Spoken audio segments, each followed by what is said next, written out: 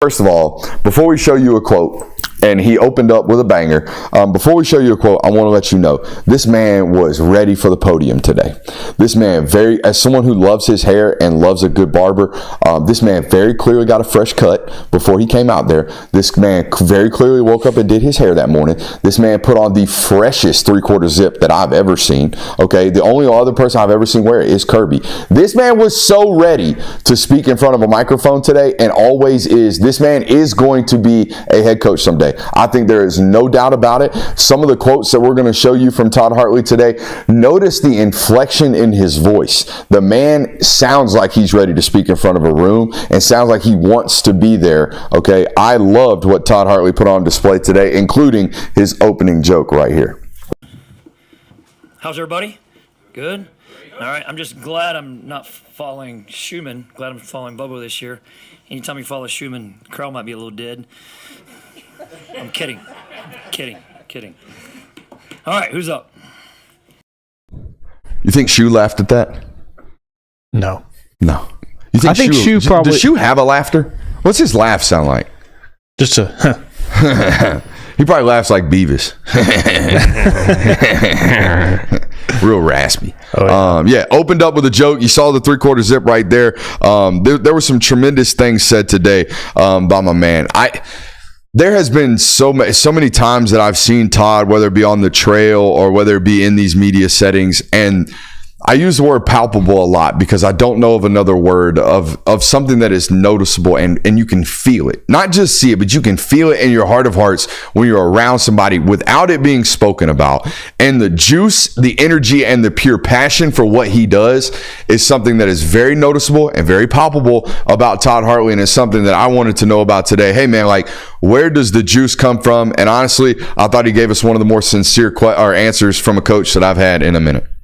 Yeah, Coach, over here to your right. I'm curious where your energy comes from. Where's the juice come from? You seem to have ample amounts. Well, there's a very high expectation, Brooks, that you bring it. All right, that comes from the head coach, and so I don't want to disappoint. And so, first off, is I do it because the expectation around here is you got to be the best coach at your position in the country. And if you're not having juice or you're not having fun doing it, how can you be that way, right? The other thing is I get a chance to coach football at the University of Georgia, my alma mater, coaching tight ends, okay, which I believe the best position group in the country. Why would I not be excited to come to work and do that, right? And so I'm very blessed. I'm very thankful to have that opportunity. And not to say I'm not moody. My kids get on me too sometimes when I'm not in the best moods, but it's just that excitement to be here, man. I mean, get to walk in with that G on my chest, and that means something to me. Personally, my family's changed my life, and so why wouldn't I be excited, and why wouldn't I bring that juice every day? There you see it right there, man. Like the how can I not be, right? I walk around with that G on my chest, and that means something to me and my family. And then he stops and goes, "Changed my life." That dude loves Georgia. That dude absolutely loves Georgia, and you can tell. I don't think there's any way he leaves for anything other than a massive opportunity. Also, he let everyone know what Film Guy Network natives and listeners have known for quite some time. It is Urasic, not Urasek. So shout out to this network for producing and pronouncing a name correctly, and doing so months in advance before anybody else. First time in history. We learned it first. First time in history, huh? We learned it first. We did. We learned it here first, and we delivered that learnt to you guys, and then you guys learnt it, and now y'all are so smart because you know the pronunciation of the Polish man, Urasic. But going back to that Hartley quote, it stands out of how intentional Kirby Smart is when he hires, because he finds people that A, love football, love college football, love the sport of college football, and B, love the University of Georgia. Like, everyone that has, on this current staff at least, is either connected in some sort of way, whether they played here, whether they graduated here, whether they coached here prior to, and you can tell that they deeply care about the success of this program. It's not just, oh, I want to succeed because it's my job to do so. I want to succeed because I deeply care about this school. He talked about the professionalism from Jurasik as well. He said that's exactly what they sought after. They needed a veteran presence, not that Oscar wasn't. He went on to say that Oscar is the unquestioned leader of that room and has done a tremendous job.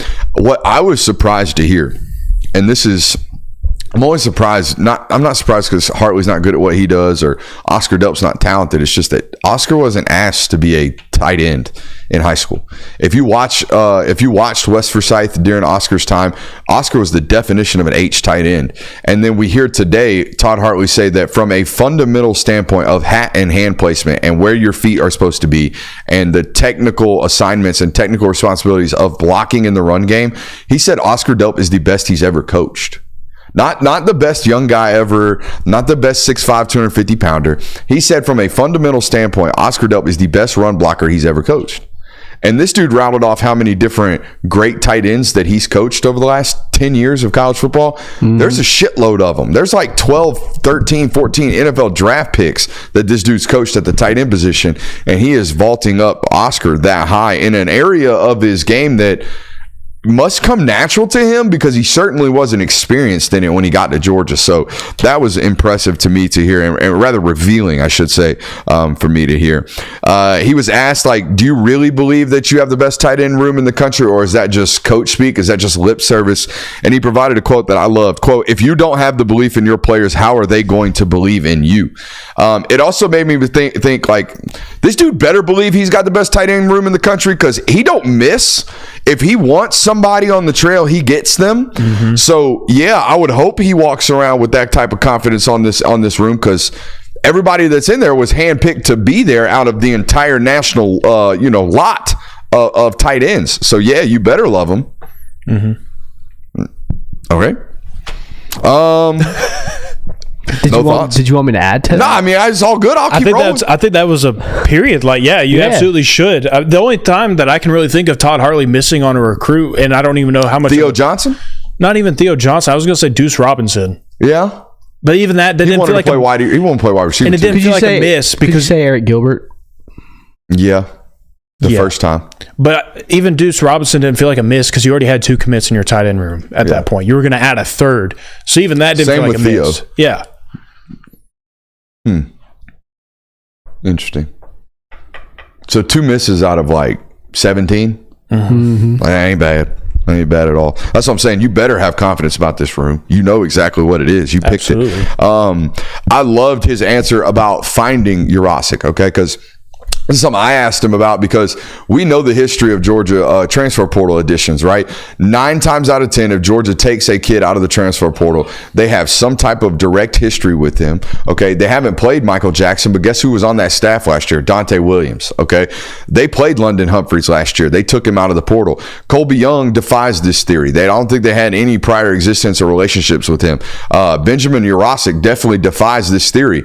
Everybody else that they've taken out of the portal, just in that room, right? Like Eli Wolf was a guy that they played against Tennessee, and they took him. Jaden Rashada was a guy that they recruited some out of high school, so they took him. They have pre-existing relationships with everybody out of the portal.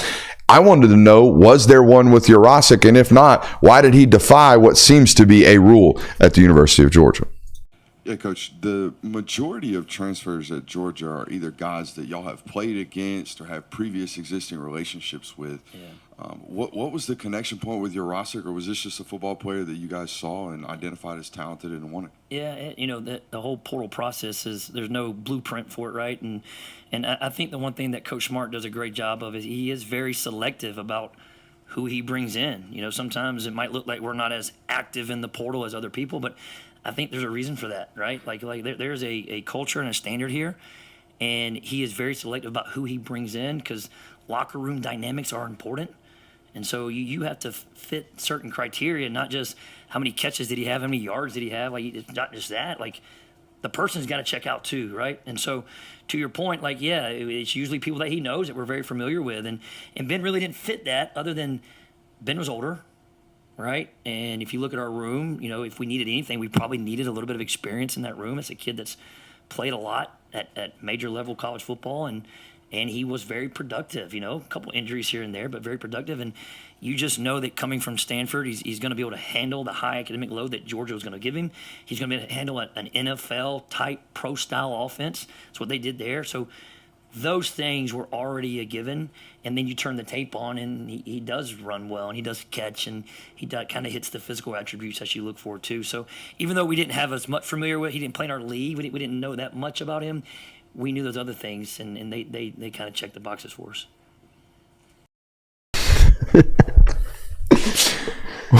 We were trying to be serious about the quote here, and then the chat starts talking about new Miss Frizzle, old Miss Frizzle, and then we had to Google Miss Frizzle, and I like old Miss Frizzle personally. How about you guys? I haven't seen the new Miss Frizzle. It's old Miss Frizzle. I got to hear a new Miss Frizzle's voice. Shout out Miss Frizzle. Very important. That's true. We got to hear that voice. You hear the process right there. He talked about how he obviously comes from a pro style offense. So, he's going to he has done some of the things that y'all do, right? So that's a box check. He obviously comes from Stanford. So, he's going to be able to handle the academic workload that Georgia is going to present to him. That's a box check. He obviously has on tape done things that fit the physical profile of a Georgia tight end. That checks the box. And then once you identify that this is a guy that they might be interested in seeking after, you start to get to know him. He ultimately checks even more boxes from a personal standpoint and a football standpoint, and he ends up at Georgia. So an interesting process there nonetheless. It's very interesting too, because I can't really think about Georgia misses in the transfer portal. Like, there's certain ones where you can kind of say that might be a miss, but there's also outside circumstances, because there's never really been a player that comes to Georgia from the transfer portal and just never really contributes at all. Off the top of my head, at least. Eric Gilbert. But like I said, that's outside circumstances and other things like that. Like, even like JT Daniels, for as little as he did, like he was. No. Jamie Newman. Yeah. Yep. But again, is that, I think that hammered home we're not taking anybody we don't know 100% about. Mm-hmm. Yeah. That was a foreign addition to the room that they had no pre-existing relationships with. So that was maybe we're not doing this anymore. If we're taking a kid, he's well vetted. We know. But that was you're talking about weird circumstances. That was in the midst of COVID. Yeah. So there was a lot of stuff going on there. Absolutely. What else did he talk about? I thought he gave the best answer. No, actually, we'll talk about this. He was asked about the outside linebacker position and how challenging, or what type of different challenges those guys present. And he started out with talking about how you have to have a plan for Chaz Chambliss. Now, the chat, I don't know, when he started talking about this, I didn't know how the general Georgia fan base was going to feel about this, that Chaz is tough to block in practice because Chaz knows all the calls on the offense. So Chaz is out here being scout team veteran hero and embarrassing people during practice. And I could hear a Georgia fan hearing that, instead of saying, oh, he's savvy, he's a vet, that's going to play out on Saturdays. I could hear a Georgia fan that doesn't like Chaz Chambliss hearing that, going, oh, Chaz is only getting playing time because he does well in practice because he knows the play calls. You know what I'm saying? Y'all, because I feel like fans are looking for every opportunity to get on Chaz Chambliss. Well, to be fair, no one liked the scout team hero. Screen peeking. Bro, stream sniping in the middle of practice. That's crazy. But no, no one. A scout team hero is always frustrating when you are trying to practice and someone's consistently blowing up and you're the one getting in trouble. So I can see how that's annoying. It makes you better, though. But it's so hard to, because our coach would always tell us, act like you don't know the play and play like you didn't know the play. But it's also it's hard not to play when you already know what the offense is running. What are you getting these eyes for? I'm looking at the chat. I remember Dexter's mom. Dexter's mom was sneaky thick. Oh, like Dexter's Laboratory? Dexter's Laboratory. Yes, Dexter's Laboratory. Well, there's a show right now called Dexter, all right? Don't be getting on me. Oh, that's about the murderer. I know. Yeah, no. I'm talking about Dexter's Lab, and Dexter's mom was sneaky thick. What were we talking about? We're getting hella distracted. Chaz Chambliss. After him, he talked about how Damon Wilson has been given absolute problems off the edge all offseason and all camp. He talked about how strong Mpemba is. And that kind of goes back to what I was telling you earlier in the week, how I said basically Sam Mpemba is a Chaz Chambliss reincarnated in a Nigerian body. It's basically what we got going on. And that's kind of how Todd Hartley explained him. And then he talked about Quintavious Johnson being a Coach, if you don't want him, I'll take him at tight end type of athlete. Like, that's crazy. And honestly, you can see it. She was frontline. Oh, good God. You could see it in the spring game. Buddy has tremendous athletic traits. And it's interesting, like we've mentioned this a couple of times, like it's not often that true freshmen get mentioned in these types of conversations. So the fact that Quintavious Johnson is already getting mentioned in these conversations by Todd Hartley, not even his own position coach, that's noteworthy for the future. Absolutely. All right. And I thought, we've been hearing a lot about this assume nothing thing, right? Assume nothing. It's the team motto this year. I thought Todd Hartley had the best explanation of assume nothing, and also went into something that I've been talking about for a while now. We always get asked about outside distractions, and do you think they think about this? And do you think the 7-5 stuff was real? And do you think Kirby uses this as motivation, or this sound clip as motivation? Yada, yada, yada. And I've always kind of alluded to the fact that the processes at Georgia and the task at hand and the things and the requirements and the demand to get better at all times is so daunting and so tantalizing, and you're so hyper-focused on making improvements on your own self to survive the depth chart and to be the guy, that you don't really have the opportunity to be absorbed in all the other nonsense and all the other mess that most people are, because most people aren't in organizations where improvement is the only fascination within the building. Okay, well, that is what it is at Georgia, and that's always kind of what I've tried to explain. I felt like Todd did it way better today. Roll the clip. Coach Smart's theme, I think he said it at SEC Media Days, was assume nothing. And, we've been preaching that daily since we've been in camp, is assume nothing. And it's been almost like a reset button for everybody, right? Hey, let's start fresh. Let's not assume that the seniors know it, that the juniors know it. Okay, let's coach and teach to the lowest common denominator in every room and build the foundation from the bottom up again. Don't assume that it's already there. Don't assume we're already on third base, because we're not. Okay, so it's been a fresh start for the coaches. It's been a fresh start for the players. Just, embracing that mantra of assume nothing. Now, I'm going to be honest with you. Like, when you're in it and the way Kirby has built this thing, like, it's so process-oriented. And, one thing in this camp is we talked about the process and not the outcomes. And when you're not thinking about the outcomes and you're focusing on the process, like, you don't even think about the playoff. Like, you don't have time to think about 12 teams. You don't have time to think about SEC and away schedule and whatever it is we have. You're thinking about today. Like, yeah, I'm thinking about what I have to do at 1 o'clock. Like, it's 12:40 and I'm getting a little nervous because I got a 1 o'clock meeting. And that's kind of how he's built this thing. It's so segmented, right?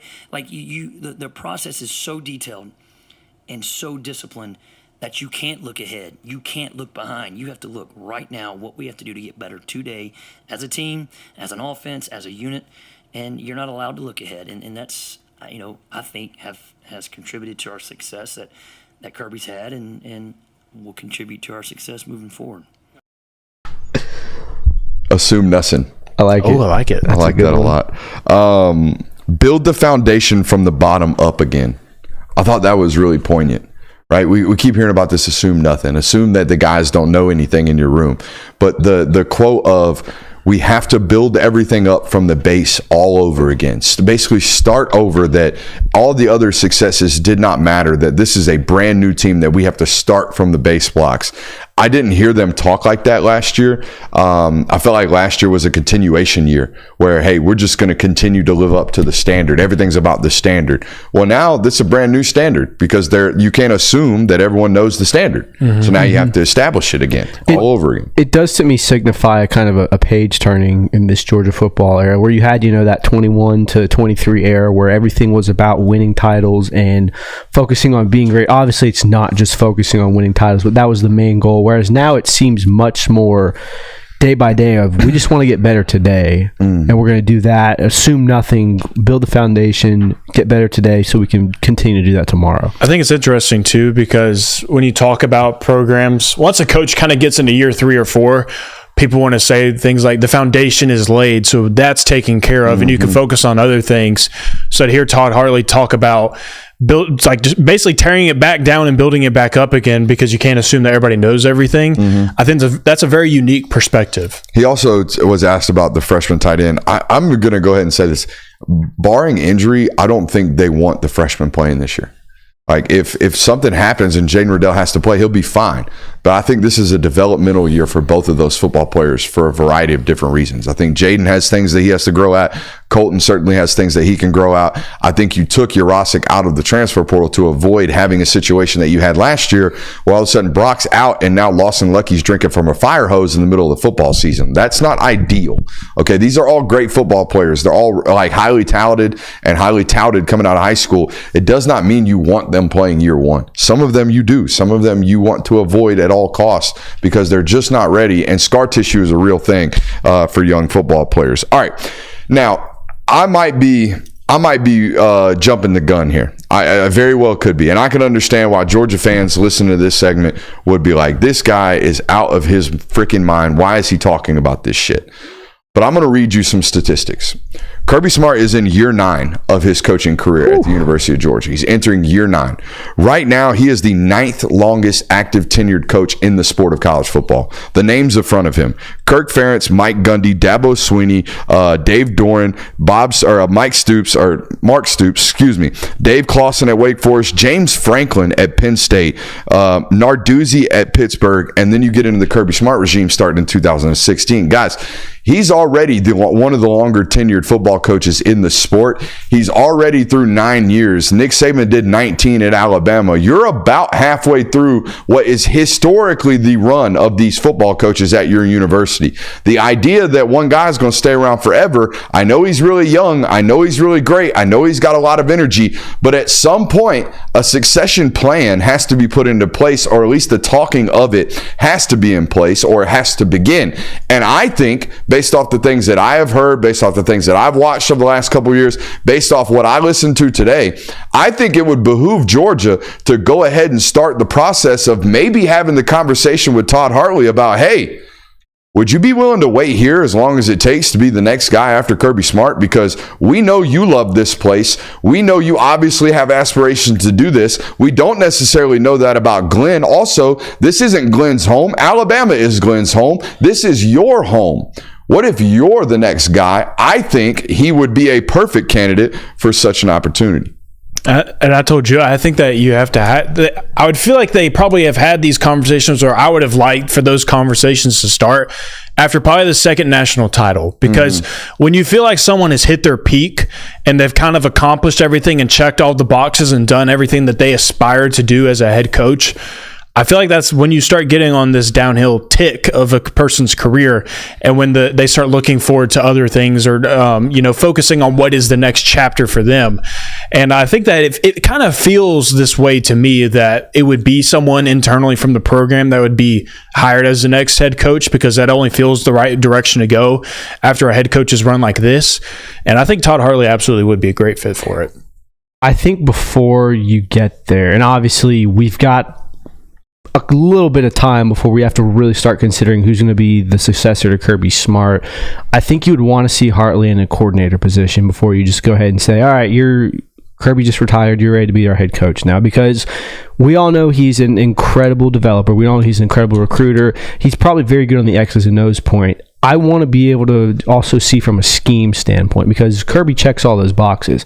He's a great motivator. He's a great coach. He's an incredible recruiter, but he's also crafted one of the best defensive schemes that's revolutionized college. So I'm not saying Todd Hartley has to revolutionize Georgia's offense, but to be able to know that he could be able to coach a game as a coordinator, I think would be something that you need to see. It's a next step. But I do agree that it does make sense for him to be the next head coach of football. So within the next 5 years, if Mike Bobo pulls a Will Muschamp and says, you know what, man, I've been doing this for 35 years now, 32 years now. I think I'm just going to be an analyst, and I'm going to stay around. I love Georgia, but I want whoever's to take over this role. I want it to be Todd. And then Todd becomes offensive coordinator. At that point, this theory is kind of proven. Oh, yeah. And he already sits in the box with them. He already sits in the box and sat next to the last offensive coordinator, too. Todd and Todd. I think of all the – I don't get this from Trey. I don't get this from Glenn. I don't get it from a lot. I definitely get it from T-Rob. Like T-Rob's history, and you can look at Wikipedia's page of T-Rob and see that he clearly wants to keep climbing ladders. Like, that's obvious. But I definitely get the sense from Todd Hartley that one day he will run a program, and he's going to be successful at it. I think he is, because there's, like I said, palpable. You can feel the juice off of him. Absolutely. He's definitely got all the qualities of a head coach.